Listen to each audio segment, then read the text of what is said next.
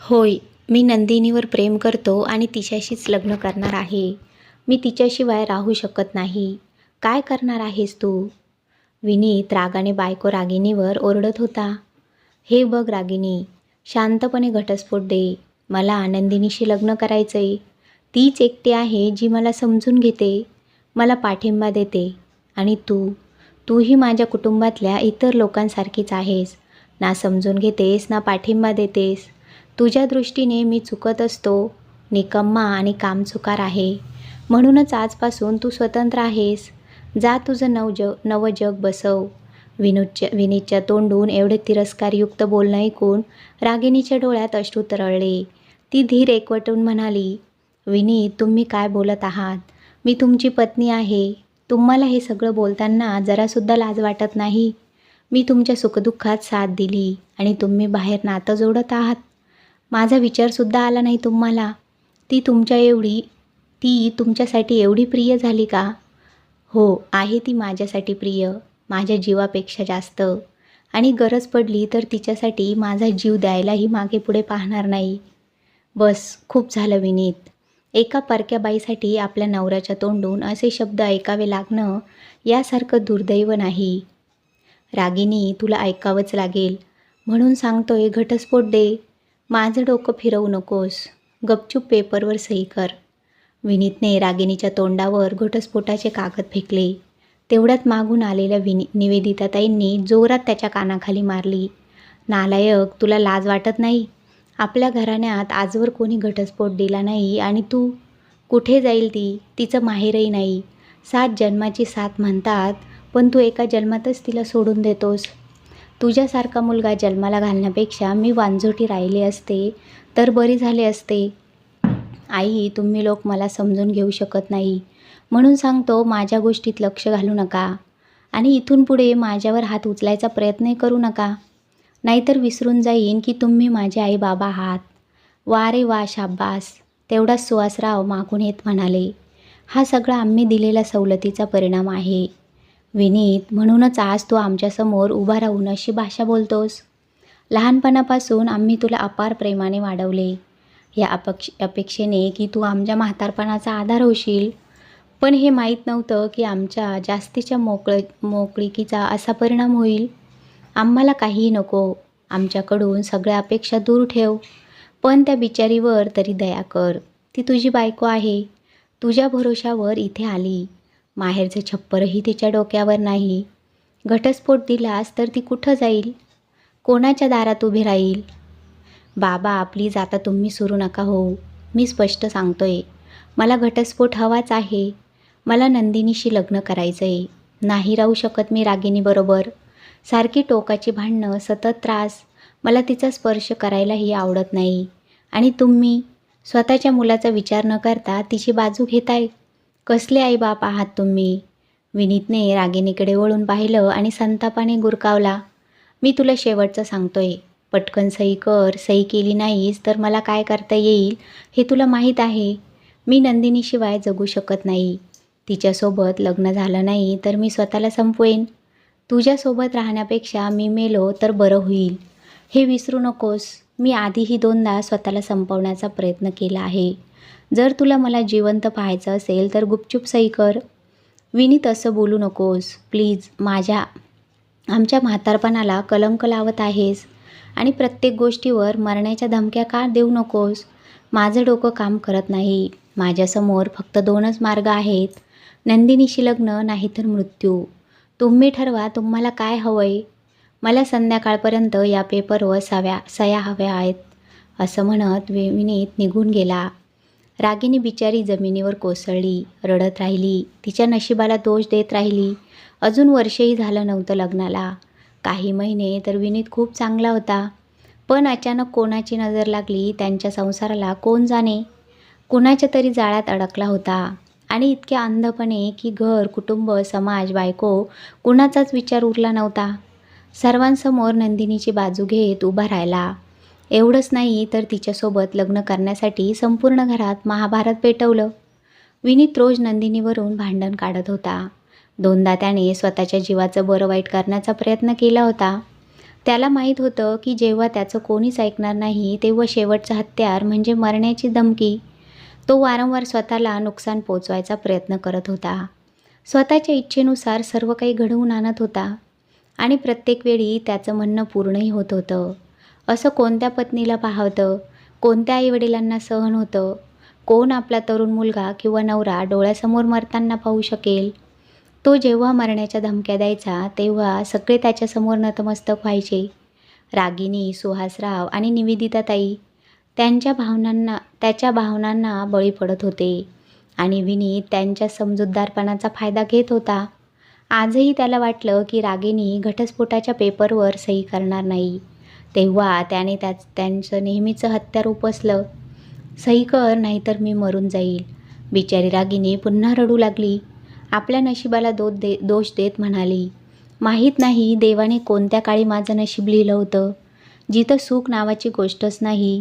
लहानपणी आईबाबा गेले, लग्न झालं, पण नवऱ्याचं प्रेमसुद्धा नशिबात काही दिवसाचंच होतं.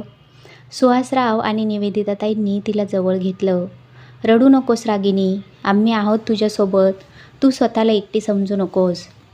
जेवढं शक्य आहे तेवढं आम्ही तुझ्यासाठी करू.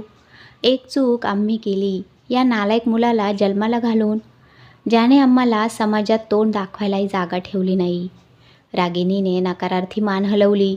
नाही आई, यात तुमची काहीच चूक नाही. तुम्ही फक्त तेच केलं जे कोणतेही आईवडील आपल्या मुलासाठी करतात. खरं तर चूक माझीच आहे. मीच विनीतला समजू शकले नाही. कदाचित त्याला जसं हवं तसं प्रेम देऊ शकले नाही. म्हणूनच तो दुसऱ्या पत्नीच्या जाळ्यात अडकून वेड्यासारखा वागत आहे. निवेदिताताई आणि रागिनी एकमेकींना आधार बनल्या. सासूसुनांच्या नात्यापेक्षा त्यांचं नातं आता आई मुलीचं अधिक खोल झालं होतं. निवेदिताताईंना सतत वाटत होतं, आमच्या मुलामुळे या मुलीचं संपूर्ण आयुष्य उद्ध्वस्त झालं. आम्ही तरी काय करू शकतो? निदान तिची काळजी घ्यायची जबाबदारी आमची आहे. त्या रागिनीच्या प्रत्येक छोट्या छोट्या गरजा लक्षात ठेवत होत्या आणि रागिनीही जेव्हा सासू सासऱ्यांकडून आईवडिलांसारखं प्रेम आणि आधार मिळत होता तेव्हा तीही त्यांच्यासमोर मन मोकळं करत होती. याच प्रेमाचं बळ होतं ज्यामुळे ती अजूनही या घरात टिकून होती. नाहीतर विनीतच्या मनासारखं झालं असतं तर त्याने कधीच तिला धक्के मारून घराबाहेर काढलं असतं. संध्याकाळी विनीत घरी परत आला. आल्या आल्या तो रागिनीकडे घटस्फोटाचे कागद मागू लागला. रागिनी, मला पेपर दे, तू सही केलीस ना? रागिनी मात्र शांत राहिली. तिच्या चेहऱ्यावर कोणताही भाव नव्हता. तिने एक शब्दही न बोलता स्वयंपाकघरात जाऊन कामाला सुरुवात केली. विनीतने पुन्हा विचारलं, रागिनी, मी विचारतोय, पेपर दे. तरीही ती अबोलच राहिली. विनीत संतापाने फणफणला. रागिनीचं असं शांत राहणं त्याच्या रागाला अजूनच पेटवत होतं. रागिनी, तुला ऐकायला येत नाही का? बहिरी झालीस का? विनीत बराच वेळ ओरडत होता, पण रागिनीने त्याच्याकडे नजर उचलूनही पाहिलं नाही. ती शांतपणे स्वतःच्या कामात व्यस्त राहिली. हे पाहून विनीतचा अहंकार दुखावला. अपमानाचा दंश असह्य झाला. संतापाच्या भरात त्याने तिला जोरात धक्का दिला. रागिनी तोल जाऊन खाली कोसळली. तिला त्रास झाला असावा, पण तरीही विनीत थांबला नाही. त्याने तिला जबरदस्ती उठवलं आणि पुन्हा एकदा झिडकारलं. बिचारी रागिनी, तिला इतका मानसिक आणि शारीरिक धक्का बसला की ती बेशुद्ध झाली. इतक्यात स्वयंपाकघरातून धडधडत आवाज आला.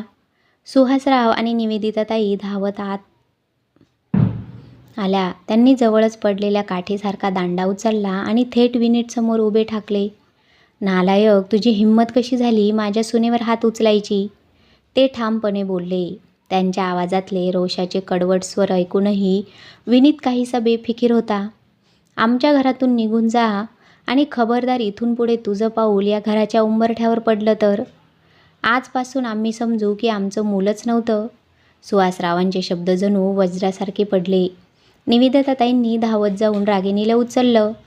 ती अजूनही शुद्धीवर आली नव्हती. हे पाहून सुहासरावांचा संताप अधिकच वाढला. पण त्याचवेळी विनीतही एका वेगळ्याच उन्मादात होता. तो एवढा संतापला होता की त्याला स्वतःवरच ताबा राहिला नाही. तो धावतच सुहासरावांसमोर गेला. काहीतरी बोलणार इतक्या शेजाऱ्यांनी वेळेवर हस्तक्षेप केला. काहींनी त्याला धरून ठेवलं तर काहींनी त्याला शांत बसवण्याचा प्रयत्न केला. बाहेर गल्लीभर लोक जमा झाले.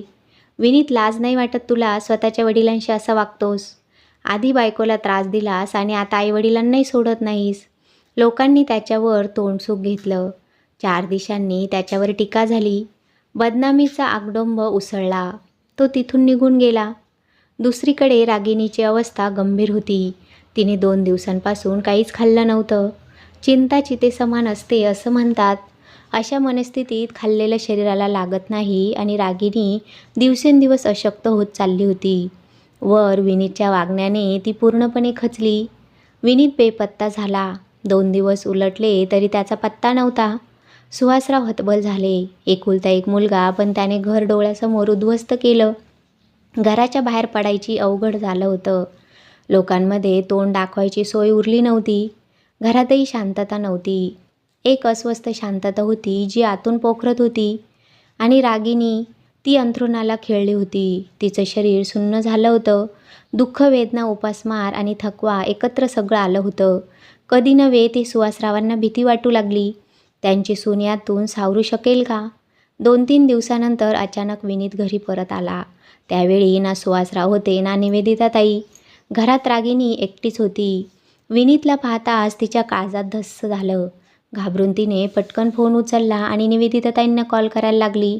पण त्याआधीच विनीतने तिच्या हातातून फोन हिसकावला. त्याने तिच्या केसांना झटकलं आणि संतापून म्हणाला, माझ्यासमोर जास्त हुशारी करू नकोस. ताबडतोब घटस्फोटाच्या कागदांवर सही कर. मग हवी तशी हुशारी करत फिर. मला काहीच फरक पडणार नाही. रागिणीच्या डोळ्यात अश्रू दाटले. विनीतच्या पकडीमुळे तिच्या श्वासाचा वेग वाढला. तिला बोलता येईना. पण आतून साचलेला राग आणि अपमान सहन न होऊन तिने अखेर सर्व ताकद एकवटली. जोरात विनीतला धक्का दिला आणि थरथरत्या आवाजात ओरडली, नाही करणार मी सही. तुला काय वाटतं, मी तुला मोकळं सोडून तुझ्या अय्याशीसाठी स्वतःचं आयुष्य उद्ध्वस्त करीन?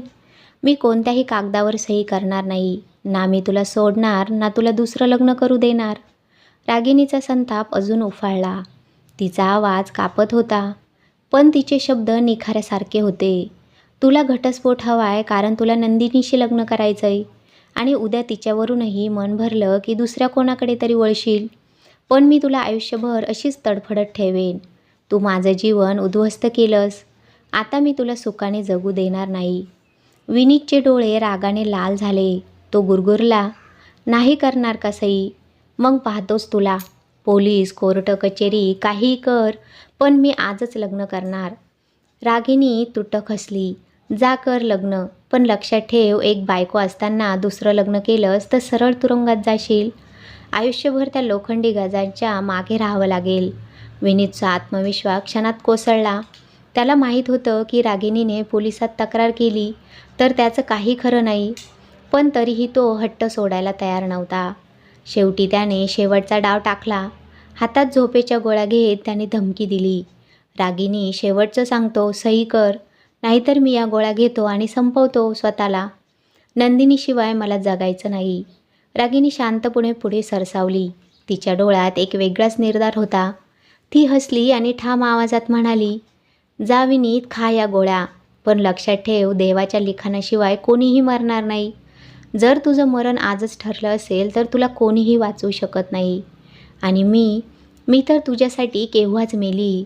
तू गेलास काय आणि मेलास काय, मला काहीही फरक पडत नाही. तुझ्या धमक्यांनी मला काहीही फरक पडणार नाही. जा दुसऱ्या कोणाला तरी धमकाव. रागिणीने ठाम आवाजात उत्तर दिलं आणि तिथून निघून गेली. तिने स्वतःला निवेदिताताईंच्या खोलीत बंद केलं आणि तात्काळ त्यांना फोन करून सगळी हकीकत सांगितली. विनीत घरी आला आहे हे ऐकताच निवेदिताताई आणि सुहासराव घाबरून धावतच घरी आले. रागिणीने दरवाजा उघडला आणि तिच्या हातावरचे वळ पाहून निवेदिताताईंचा संताप अनावर झाला. पुन्हा मारलं त्या राक्षसाने तुला. कुठे आहे तो? आज मी त्याला जिवंत सोडणार नाही. आज त्याचं शेवटच होणार. रागिणीने हाताने खोलीकडे इशारा केला. निवेदिताताई आणि सुहासराव आत धावले आणि तिथे स्तब्ध झाले. विनीत जमिनीवर पडला होता, निश्चल, निर्विकार. त्याने फक्त रागिणीला घाबरवण्यासाठी झोपेच्या गोळ्या घेतल्या होत्या. पण रागिणी त्याच्या या नाटकाला बळी पडली नव्हती. तो गोळ्या घेतो हे पाहताच ती दुसऱ्या खोलीत जाऊन स्वतःला बंद करून घेतलं होतं. आणि आज विनीतची चाल उलटी पडली होती. त्याला वाटलं होतं नेहमीप्रमाणे यावेळीही कुणीतरी त्याला वाचवेल, पण कदाचित यावेळी त्याच्या नशिबात काही वेगळंच लिहिलं होतं. विनीत मुलाला जमिनीवर पडलेलं पाहून सुहासराव आणि निवेदिताताई जणू सुकलेल्या झाडासारखे जमिनीवर कोसळले. तेवढ्यात रागिणीही तिथे आली. विनीतचा थंड पडलेला देह पाहताच ती किंचाळली आणि कोसळली. तिचा आवाज घरभर घुमला. निवेदिताताई निपचित बसून होत्या. त्यांना रागिणीचं रडणं ऐकू येत होतं, पण आता त्या कुठल्याच भावनेला प्रतिसाद देऊ शकत नव्हत्या. मुलाच्या मृत्यूने त्या आतून तुटून गेल्या होत्या, पण ही वेळ येणारच होती. काही वेळाने स्वतःला सावरत अखेर त्या रागिणीच्या जवळ होते गेल्या. त्यांच्या स्वरात कठोरता होती, पण डोळ्यात दुःखाचं सावट होतं. रागिणी, स्वतःला सावर. का रडतेस त्याच्यासाठी? त्याने तुला काय दिलं? जिवंत असतानाही तू सुवासिनी असूनही विधवेचं आयुष्य जगलीस. नवरा असूनही नसल्यासारखा होता तो. मग आता अशा माणसासाठी का अश्रू वाया घालवायचे? निवेदिताताईंनी शब्दांनी रागिणीला विचारात पाडलं आणि स्वतःचं मन दगडाचं केलंय. आई एवढं सहन करू शकते तर मी अशक्त बनू? ती डोळ्यातलं पाणी पुसत उठली, स्वतःला सावरलं आणि मग स्वतःच्या नकळत तिने निवेदिताताईंना मिठी मारली. दोघीही सासूसुना एकमेकींना आधार देत होत्या. विनीतच्या जाण्याचं दुःख नक्कीच होतं, पण भीती नव्हती. आता गुदमरलेलं आयुष्यही नव्हतं. कथा आवडली असेल तर लाईक करा आणि चॅनलला सबस्क्राईब करा.